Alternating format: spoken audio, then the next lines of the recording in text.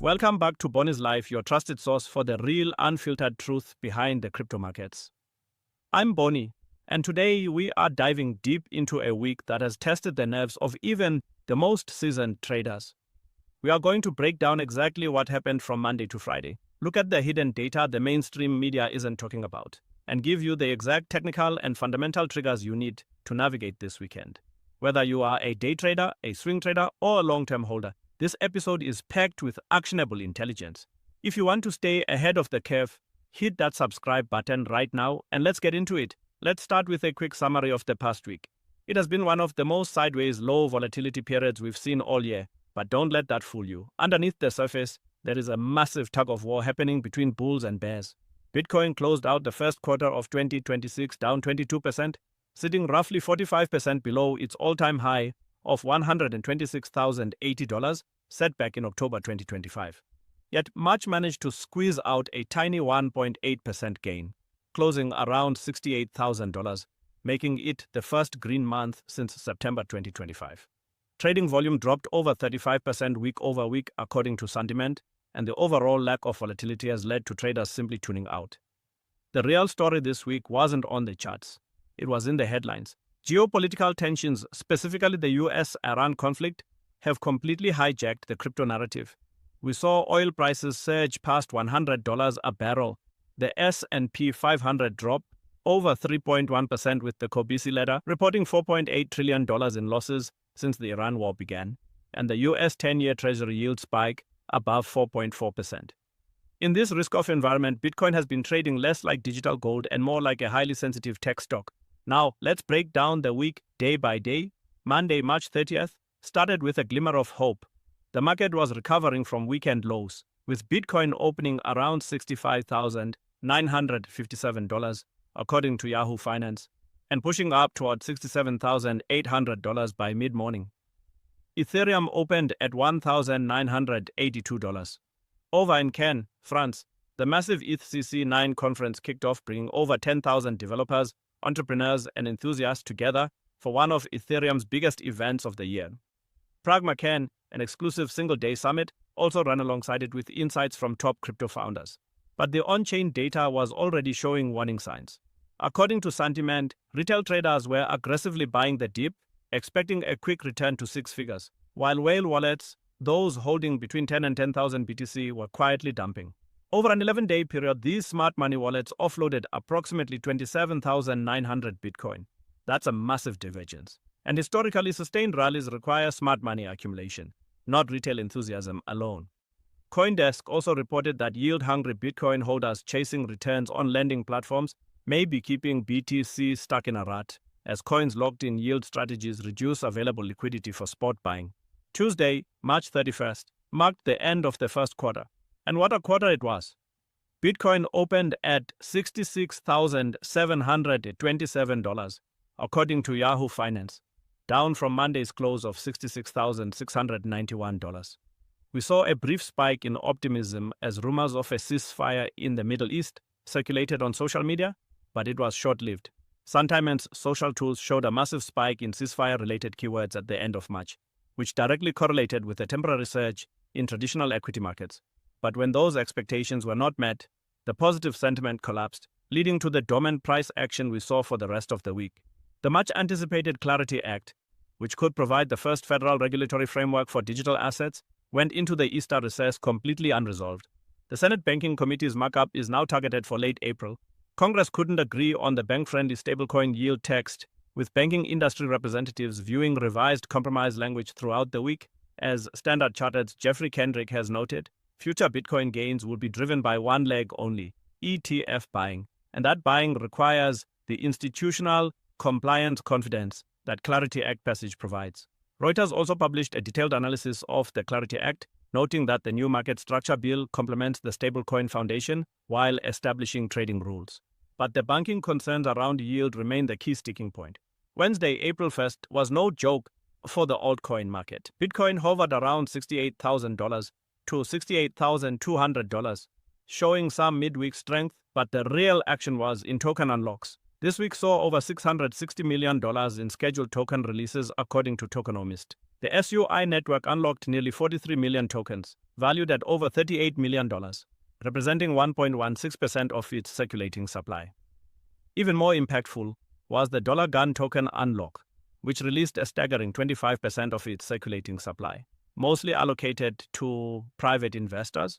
When you see unlocks of that magnitude going to early backers, who typically have lower conviction for long-term holding, you have to expect heavy sell-side pressure. Tokenomists' analysis noted that with only 16.4% of GUN's total 10 billion supply currently unlocked, the aggressive vesting schedule means circulating supply is projected to more than double within the next 12 months. Meanwhile, the release of the broader crypto market structure bill was officially pushed back, and Hyperliquid's massive $380 million unlock, representing 4.16% of supply, added further supply-side pressure to the derivatives ecosystem. On the positive side, the ETHCC conference continued with the Token Engineering Research Symposium, and Polygon introduced PIP85, a significant tokenomics proposal aimed at redirecting 50% of all priority fee revenue to pool stakers, addressing the token's over 60% price decline over the past year. Thursday, April 2nd, is when the geopolitical reality really hit the charts. Following rhetoric about a quick, fierce end to the war, Bitcoin dropped sharply to $66,246 according to Fortune, a $2,264 drop from the previous day. Ethereum opened at $2,139 and also came under pressure, closing near $2,138. The speed of the reaction highlighted a critical shift in market structure. Bitcoin is no longer trading purely as a speculative asset. It is behaving like a macro-sensitive risk instrument. However, the institutional money didn't panic. The Bitcoin spot ETFs actually saw a net inflow of over 132 Bitcoin on Thursday, with Fidelity's FBTC leading with 107 Bitcoin of inflows, and VanEck's Hodl adding 69 Bitcoin. This proves that while retail might be scared, the big players are still accumulating at these levels. According to Bloomberg's Eric Balchunas, total Bitcoin ETF inflows now stand at $53 billion, far exceeding the $5 to $15 billion that was expected before launch. We also saw Coinbase receive conditional approval from the Office of the Comptroller of the Currency to form a national trust company targeting institutional custody and tokenized assets. Coinbase stock actually scored a 6% weekly win despite all the macro chaos, showing that the smart money sees the long-term value. Friday, April 3rd, brought us to Good Friday. Traditional markets were closed, but crypto never sleeps, and that's actually a key structural advantage. Bitcoin opened at $66,888 according to Yahoo Finance, and immediately faced the release of the U.S. non-farm payrolls report at 1:30 p.m. Greenwich Mean Time. With traditional equities, bonds, and commodities all closed, crypto became the sole barometer for the macro reaction. As Crypto Slate noted, Bitcoin was essentially the financial Easter bunny this weekend, the only major market open to absorb the jobs data. CME confirmed it would still settle Bitcoin and crypto markets on Friday despite the holiday. The fear in the market was palpable, with the CoinGlass Fear and Greed Index hitting a rock bottom score of 10, which is extreme fear. Bitcoin briefly dipped toward $65,000 as NFT Plazas reported, before recovering and ending the week consolidating tightly around the $67,000 mark.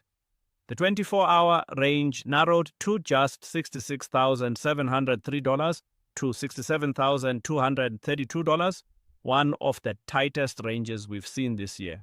So, how did the actual calendar events stack up against our expectations? Let me give you the honest assessment. We expected the Clarity Act markup to provide a bullish catalyst this week, but the political delays have completely neutralized that momentum for now. Polymarket still gives a 72% chance that the Clarity Act will pass in 2026, but those odds fall sharply if the markup doesn't happen in April. We expected the massive token unlocks to create localized volatility, and they absolutely did. GUN dropped on its 25% supply release, and altcoins broadly underperformed as over $660 million in new supply hit the market. Backpack's BP token generation event on March 23rd introduced an innovative model with 25% of supply going directly to users at launch and zero allocation to team or founders, which was a refreshing contrast to the Gook-style insider-heavy unlocks. The ETHCC conference provided great fundamental developments for the Ethereum ecosystem, including the Ethereum Foundation staking nearly 70,000 ETH, with 45,034 ETH staked on April 3rd alone, and Charles Schwab announcing plans to offer direct Ethereum purchases by mid-2026. But it wasn't enough to decouple ETH from the broader macro fears, leaving Ethereum hovering around $2,053 with a market cap of $247.9 billion. On the bearish side, a whale opened a $33 million ETH short with 10 times leverage, increasing short-term downside pressure. Let me walk you through the current data from CoinGecko and CoinGlass as of right now, April 4th, 2026. Bitcoin is sitting at $67,204 with a market cap of $1.345 trillion. The 24-hour trading volume is $21 billion, and Bitcoin dominance is strong at 56.2%. Ethereum is at $2,053 with a 24-hour range between $2,046 and $2,058. Solana is at $80.06, down 3.2% on the week. XRP is at $1.31, down 2.1%. BNB is holding at $590, down 3.6%. Dogecoin is at $0.091, and Tron is actually one of the few green spots at $0.317, up 1.1%. The total crypto market cap stands at $2.39 trillion, down 0.5% in the last 24 hours, with total 24-hour volume across all exchanges at $48.2 billion. Now let's look at the derivatives data from CoinGlass in more detail because this is where the hidden story lies. Open interest across the market is $102.9 billion, down slightly by 0.29%. Bitcoin's open interest alone is $46.48 billion, while Ethereum sits at $27.45 billion. Trading volume has plummeted by over 52% to $65.6 billion. Liquidations in the last 24 hours totaled just $42 million, down a massive 78%, which is a sign of extremely low volatility and thin positioning. The long-short ratio is almost perfectly balanced at 49.96% to 50.04%. The average RSI across the market is 48.46, which is neutral, and the altcoin season index sits at 43, also neutral. Options open interest has surged by 311% to $35.24 billion, and CME Bitcoin open interest is up 1.08% to $7.29 billion, showing institutional positioning is actually increasing even as retail pulls back. The funding rates on major exchanges are barely positive. Binance BTC/USDT funding rate is just 0.0016%, Bybit is at 0.003%, and OKX is at 0.0022%. More importantly, the top trader long-short ratio on Binance buy positions is 0.88, meaning the big traders are actually net short.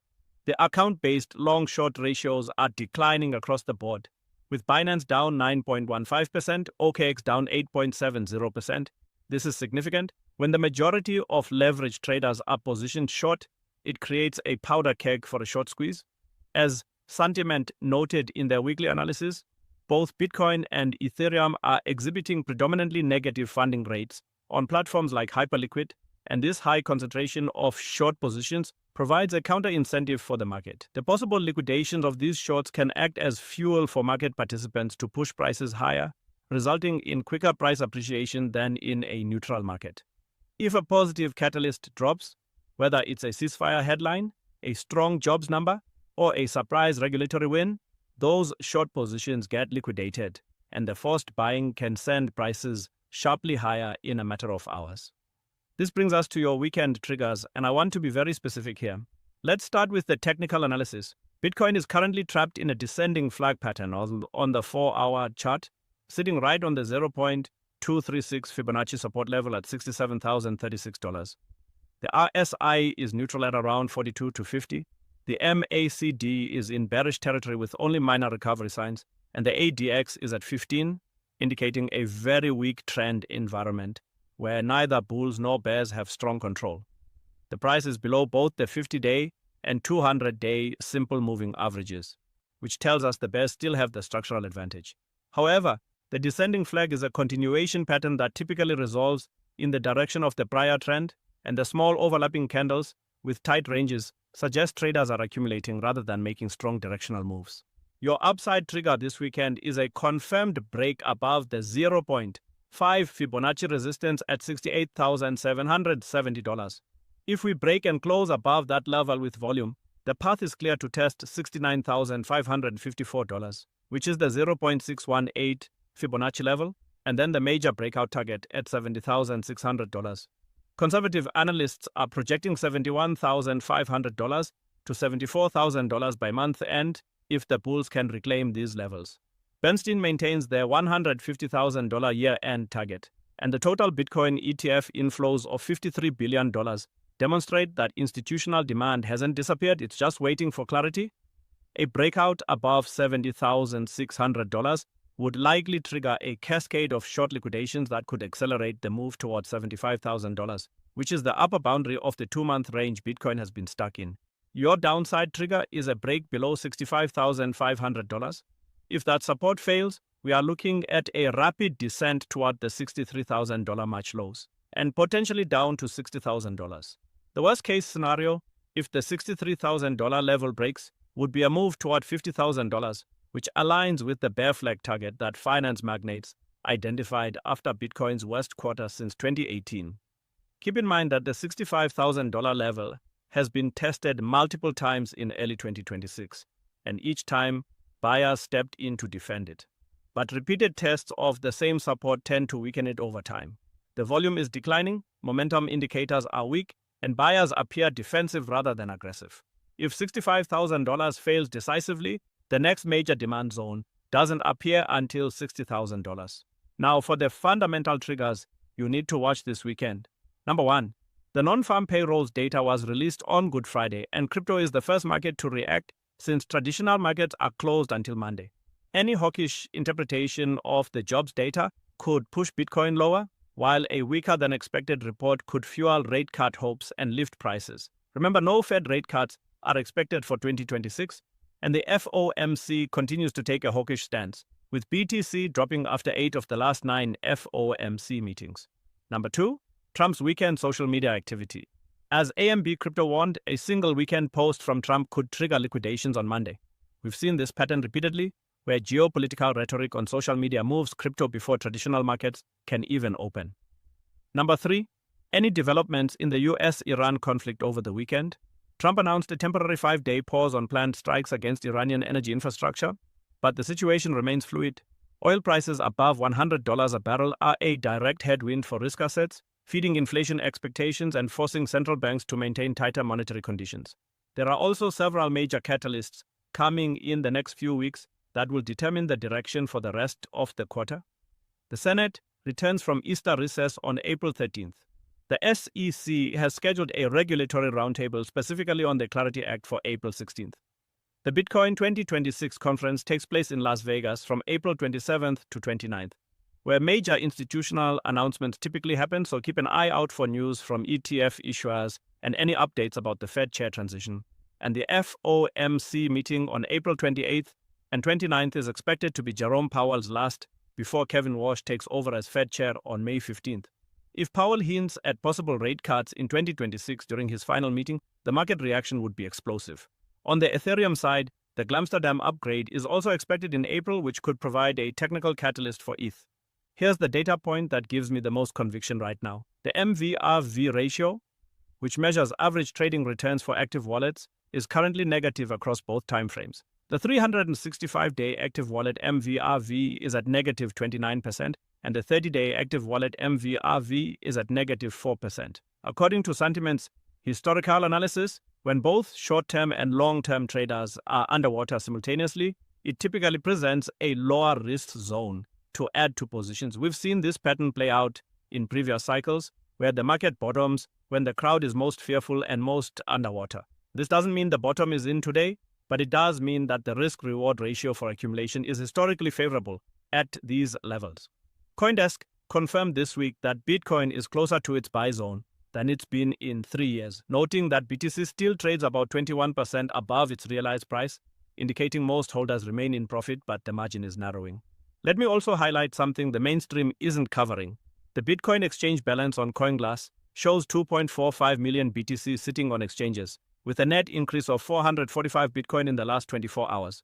While a small uptick in exchange balances can signal potential selling, the broader trend over the past year has been a steady decline in exchange-held Bitcoin, as more investors move to self-custody and long-term holding strategies. Additionally, Circle launched Sire BTC, a new wrapped Bitcoin product that was heavily discussed on social media this week. Block, led by Jack Dorsey, is relaunching a Bitcoin faucet on April 6th through BTC.day, aimed at boosting BTC distribution to new users. And in a fascinating development, F2 Pool co-founder Wang Chun publicly opposed Bitcoin protocol upgrades BIP 110 and BIP 54, calling them political compromises rather than genuine technical improvements. New research also suggests that lower qubit estimates than previously thought may be needed to break Bitcoin's SHA-256 cryptography, raising long-term quantum security concerns that the market is not yet pricing in. To wrap it all up, the market is fearful, volume is low, and the headlines are driving the price more than fundamentals. But remember, extreme fear is often where the best opportunities lie. The Fear and Greed Index at 10 is a historically contrarian buy signal. The heavy shorting in the derivatives market is fuel for a potential squeeze. The negative MVRV readings suggest we are closer to a bottom than a top. And the institutional money, as evidenced by $53 billion in cumulative ETF inflows and Coinbase's OCC approval, continues to build the infrastructure for the next leg up. Set your alerts at $68,770 for the upside breakout and $65,500 for the downside breakdown. Don't trade the noise, trade the levels. Thank you for tuning in to Boni's Life. If this breakdown helped you understand what's really happening in the crypto market, do me a favor and smash that like button, subscribe to the channel, and turn on notifications so you never miss an episode. Leave a comment below with your weekend price prediction. I read every single one. Whether Bitcoin breaks out or breaks down this weekend, you now have the data and the levels to make informed decisions. Stay sharp, stay disciplined, and I'll see you in the next episode.